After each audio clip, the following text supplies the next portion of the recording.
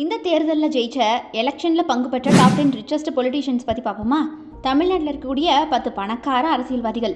Number 1 Lima rose. இவங்க ஏடிஎம்கேல இருக்காங்க. 5863 கோடி சொத்து மதிப்பு. நம்பர் 2 ஆற்றல் அசோக் குமார். இவரும் ஏடிஎம்கேல தான் இருக்காரு. 662 கோடி சொத்து மதிப்பு. Number 3 Jose Charles Martin.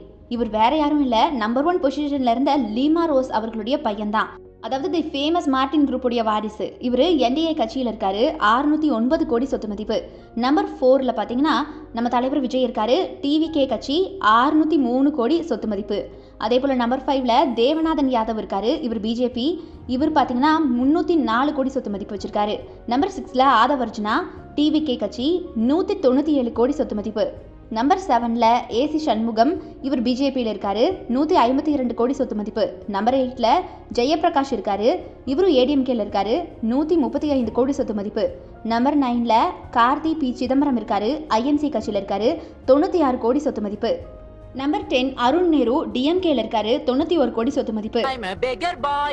I'm a beggar boy. You have to give me paisa. I'm a beggar boy.